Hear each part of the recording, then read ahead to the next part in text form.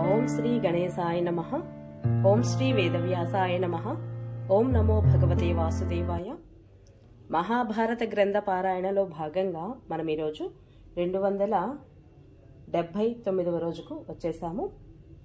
ఈరోజు మనము ఉలూకుడు పాండవులకు దుర్యోధనుడి యొక్క సందేశమును వినిపించుట మరియు పాండవుల సందేశమును దుర్యోధనుడికి వినిపించుట గురించి తెలుసుకుందాము. చాలా బాగుంటుంది, చివరి వరకు స్కిప్ చేయకుండా చూడండి.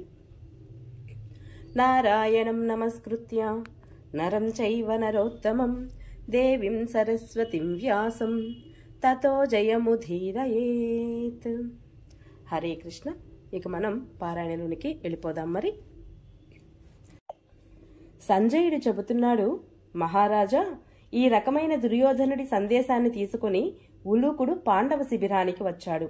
పాండవులను కలుసుకొని యుధిష్ఠిరునితో, మీకు దూతలు చెప్పే మాటలతో పరిచయం ఉంది కదా, కాబట్టి ఉన్నదున్నట్లుగా దుర్యోధనుడి సందేశాన్ని చెప్తే మీరు కోపగించకూడదు అన్నాడు. అప్పుడు యుధిష్ఠిరుడు, ఉలూకా, నీకేమీ భయం లేదు, నీవు తాపీగా ఆ దూరదృష్టి లేని దుర్యోధనుడి ఆలోచనలను వినిపించు అన్నాడు. ఉలూకుడు చెప్పసాగాడు, పాండవులారా, రాజ్యాపహరణం, వనవాసం, ద్రౌపది బాధలు ఇవన్నీ గుర్తు తెచ్చుకొని కొంచెం మగవారిలా మసలుకోండి. భీమసేనుడు సామర్థ్యం లేకపోయినా నేను దుశ్శాసనుడి రక్తం తాగుతాను అని ప్రతిజ్ఞ చేశాడు కదా, అతనికి చేతనైతే తాగవచ్చు. మంత్రాల ద్వారా అస్త్రశస్త్రాలలోకి దేవతలను ఆహ్వానించడం అయిపోయింది. కురుక్షేత్రంలోని బురద కూడా ఎండిపోయింది. దారి అంతా సమతలమైంది. కాబట్టి కృష్ణుడితో పాటు సంగ్రామ భూమికి రండి. నీవు భీష్మ పితామహుడిని, దుర్ధర్షుడైన కర్ణుడిని, మహాబలుడైన శల్యుడిని, ద్రోణాచార్యుడిని ఓడించకుండా ఏ రీతిగా రాజ్యం తీసుకోవాలనుకుంటున్నావు? భీష్మ ద్రోణులు చంపాలనుకుంటే వారి దారుణ శస్త్రాలు తాకితే చాలు, ఈ భూమిపై కాలు మోపిన ఏ జీవి తిరిగి బతుకుతుంది.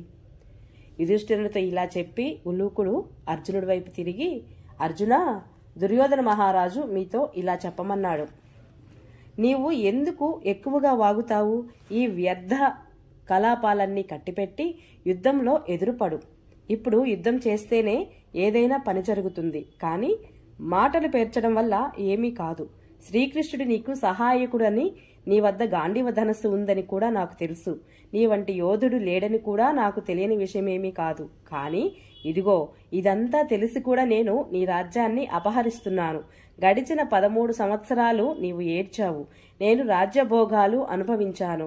ఇక ముందు కూడా నిన్ను బంధువర్గంతో సహా చంపి నేనే రాజ్యమేలుతాను. జూదం ఆడే సమయంలో నీవు దాసుడువైనప్పుడు పుణ్యాత్మురాలువైన ద్రౌపది దయే లేకపోతే గదాధారి అయిన భీముడు, గాంధీవధారి అయిన అర్జునుడు తమ దాసత్వం నుండి విడుదల పొందగలిగేవారు కాదు. నా కారణంగా విరాట నగరంలో నెత్తిన సిగ చుట్టి నపుంసక రూపంలో రాజకన్యలకు నీవు నాట్యం నేర్పవలసి వచ్చింది. నేను నీకో కృష్ణుడికో భయపడి రాజ్యం ఇవ్వబోను. ఇక నీవు కృష్ణుడు ఇద్దరూ కలిసి మాతో యుద్ధం చేయండి. నేను అమోఘమైన బాణాలు వేసినప్పుడు 1000 మంది కృష్ణులు, 100 కొద్ది అర్జునులు దశ దిశలకు పారిపోతారు. ఈ రీతిగా నీ బంధువులందరూ యుద్ధంలో చనిపోగా నీకు చాలా దుఃఖం కలుగుతుంది. పుణ్యహీనుడు స్వర్గప్రాప్తికి ఆశలు వదిలేసుకున్నట్లుగా రాజ్యప్రాప్తి కోసమై నీ ఆశ కూడా వదిలేసుకో, విచ్ఛిన్నమైపోతుంది కూడా. నీవు శాంతించు అని ముగించాడు. పాండవులు మొదటే క్రోధానిష్ఠులై ఉన్నారు. ఉలూకుని ఈ మాటలు విని వారు మరింతగా వేడెక్కిపోయారు. విషసర్పాల్లా వారు ఒకరివైపు ఒకరు చూసుకోసాగారు. అప్పుడు శ్రీకృష్ణుడు కొద్దిగా నవ్వుతూ ఉలూకునితో, ఉలూకా, నీవు త్వరగా దుర్యోధనుని వద్దకు వెళ్లి, మేము నీ మాటలు విన్నాము, నీ ఉద్దేశం ఎలా ఉందో అలాగే జరుగుతుంది అని చెప్పు అన్నాడు. భీమసేనుడప్పుడు కౌరవుల ఇంగితం తెలుసుకొని క్రోధంతో నిప్పులు కక్కుతూ పళ్ళు కొరుకుతూ ఉలూకునితో, మూర్ఖుడా, దుర్యోధనుడు నీతో ఏమేమి చెప్పాడో అవన్నీ మేము విన్నాం.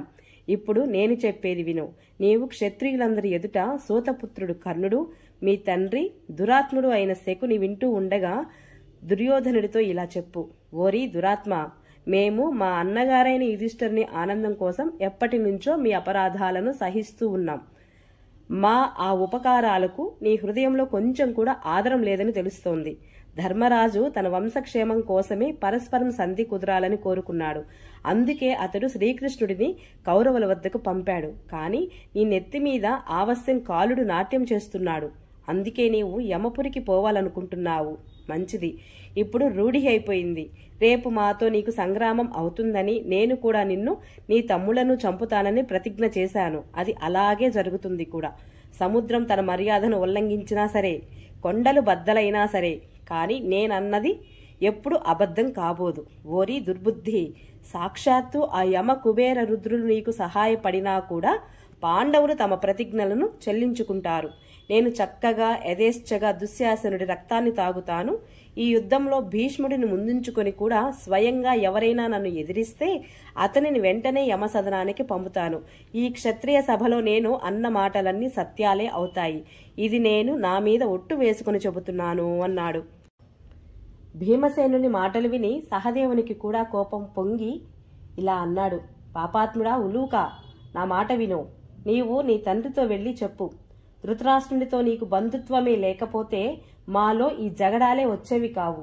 నీవు ధృతరాష్ట్రుని వంశాన్ని, లోకులందరినీ నాశనం చేయడానికే పుట్టావు. నీవు సాక్షాత్తు మూర్తీభవించిన శత్రుత్వానివి.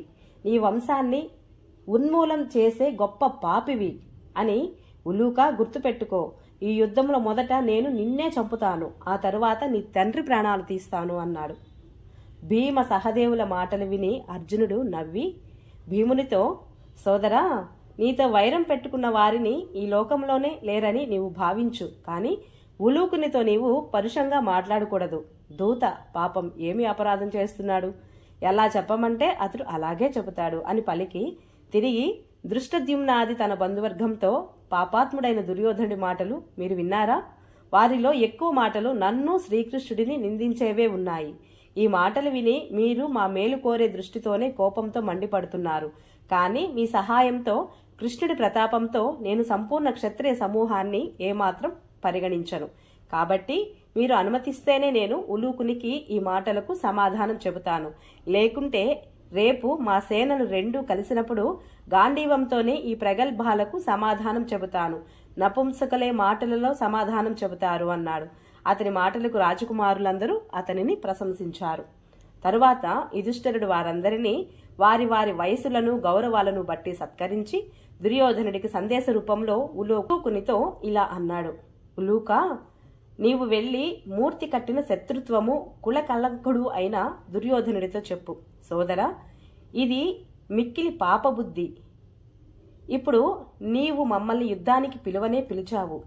నీవు క్షత్రియుడు కాబట్టి మాకు పూజ్యులైన భీష్ముల వారిని, వాత్సల్య స్థానులైన లక్ష్మణాదులను ముందుంచుకొని మాతో యుద్ధం చేయకు. కానీ నీ సేవకుల యొక్క భరోసా మీదనే పాండవులను యుద్ధానికి పిలువు. చూడు, పూర్తి క్షత్రియ తత్వాన్ని నింపుకో. ఇతరుల పరాక్రమాన్ని ఆసరాగా చేసుకుని శత్రువులను యుద్ధానికి పిలిచేవారు స్వయంగా వారిని ఎదిరించలేని వారు మాత్రమే నపుంసకులు అని పిలుచుకుంటారు అన్నాడు. శ్రీకృష్ణుడప్పుడు, ఉలూకా, ఆ తరువాత నీవు దుర్యోధనుడికి నా సందేశం కూడా వినిపించు. ఇక రేపే రణరంగానికి వచ్చి నీ మగతనం చూపించు.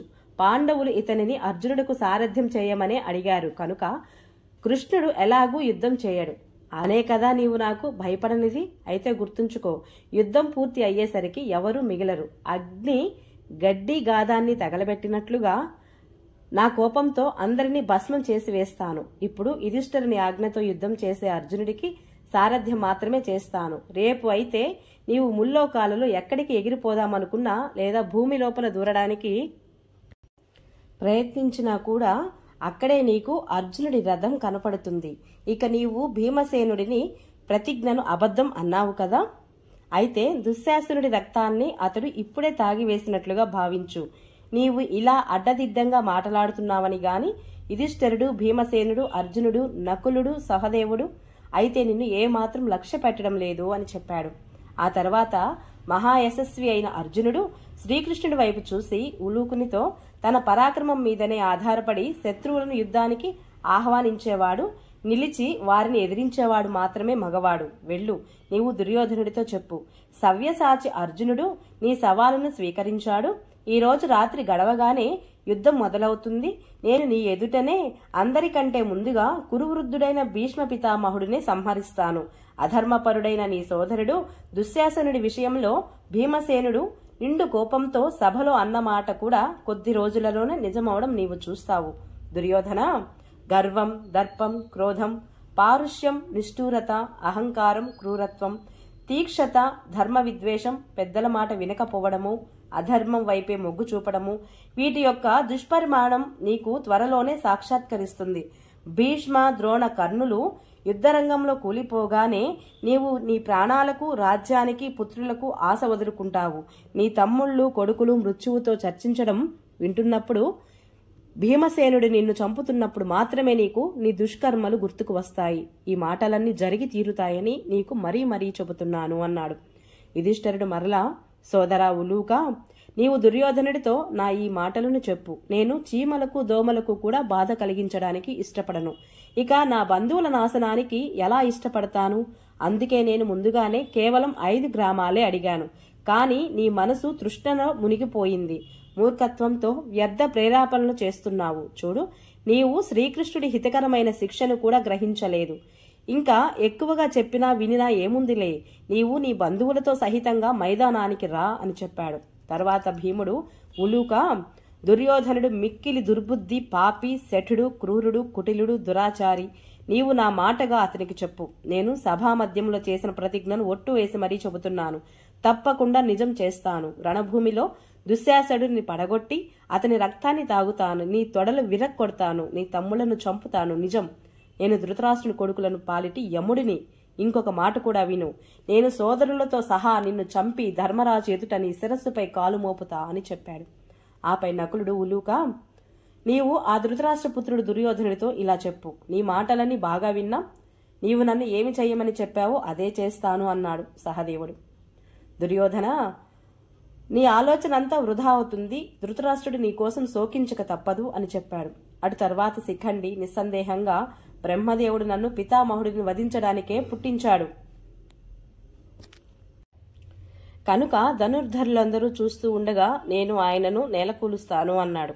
ఆపై దృష్టద్యుమ్నుడు కూడా నా మాటగా దుర్యోధనుడితో చెప్పు. నేను ద్రోణాచార్యుడిని అతని అనునూయులతో సంబంధులతో సహా చంపుతాను అని చెప్పాడు. చివరిలో యుధిష్ఠిరునికి జాలి కలిగి మళ్లీ ఇలా అన్నాడు. నేనైతే ఏ రకంగానూ నా కుటుంబీకులను వధించాలనుకోవడం లేదు. ఈ భాగ్యము నీ దోషం వల్లనే కలిగింది. ఉలూకా, ఇక నీవు వెళ్ళినా సరే, ఉండదలుచుకుంటే ఇక్కడున్నా సరే, మేము కూడా నీకు బంధువులమే సుమా అన్నాడు. అనంతరం ఉలూకుడు యుధిష్ఠిరుని ఆజ్ఞ పొంది దుర్యోధనుడి వద్దకు వచ్చాడు. అర్జునుడి సందేశం యథాతథంగా వినిపించాడు. శ్రీకృష్ణ, భీమసేన, యుధిష్ఠిరుల పౌరుషాన్ని వర్ణించి నకులుడు, విరాటుడు, ద్రుపదుడు, సహదేవుడు, దృష్టద్యుమ్నుడు, శిఖండి, శ్రీకృష్ణుడు, అర్జునుడు ఏమేమన్నారో అవన్నీ అలాగే చెప్పాడు. ఉలూకుని మాటలు విని దుర్యోధనుడు దుశ్శాసన, కర్ణ, శకునులతో రాజులందరూ తమ సైన్యానికి, తమ మిత్రుల సైన్యానికి రేపు సూర్యోదయానికి ముందుగానే సేనాపతులందరూ సిద్ధం కావాలి అని ఆజ్ఞాపించాడు అని చెప్పాడు. కర్ణుడు ఆజ్ఞాపించగానే దూతలు సంపూర్ణ సైన్యానికి, రాజులకు దుర్యోధనుడి ఆదేశాన్ని వినిపించారు. ఇటు ఉలూకుని మాటలు విని కుంతీనందనుడు యుధిష్ఠిరుడు కూడా దృష్టద్యుమ్నుడి నేతృత్వంలో తన చతురంగ బలాలను ప్రయాణం చేయించాడు. మహారథులైన భీమార్జునులు అన్ని వైపులు దానిని సంరక్షిస్తూ నడిచారు. దాని ముందు మహాధనుర్ధరుడు దృష్టద్యుమ్నుడున్నాడు. ఏ వీరుడికి ఎంత బలం, ఎంత ఉత్సాహం ఉందో అటువంటి ప్రతిపక్ష వీరునితోనే యుద్ధం చేయడానికి అతడు ఆజ్ఞాపించాడు. అర్జునుడిని కర్ణుడితో, భీమసేనుడిని దుర్యోధనుడితో, దృష్టకేతుని కృతవర్మతో, సాత్యకిని జయద్రథునితో, శిఖండిని భీష్ముడితో యుద్ధం చేయడానికి వినియోగించాడు. అలాగే సహదేవుడిని శకునితోటి, చేకితానుడిని శల్యునితోని, ఉప పాండవులను త్రిగర్త వీరులతో, అభిమన్యుడిని వృషసేనుడు మరియు ఇతర రాజులతో పోరాడాలని ఆదేశించాడు. ఎందుకంటే అభిమన్యుని రణరంగంలో అర్జునుడి కంటే కూడా అధిక శక్తిశాలిగా భావించాడు. ఈ రీతిగా యోధులందరికీ భాగాలు పంచి తన భాగానికి ద్రోణాచార్యుడిని ఉంచుకున్నాడు. అంతేకాక పాండవుల విజయం కోసం రణరంగంలో సుసజ్జితుడై నిలుచున్నాడు యుధిష్ఠిరుల వారు. ఓం నమో భగవతే వాసుదేవాయ. ఈరోజు పారాయణ ఇంతటితో సమాప్తం. రేపు మనము భీష్ముడు దుర్యోధనుడికి తన సైన్యంలోని అతిరథ మహారథులను తెలుపుట గురించి తెలుసుకుందాము. ఈ వీడియో మీకు నచ్చినట్లయితే please subscribe my channel, like, share, comment please. Thank you.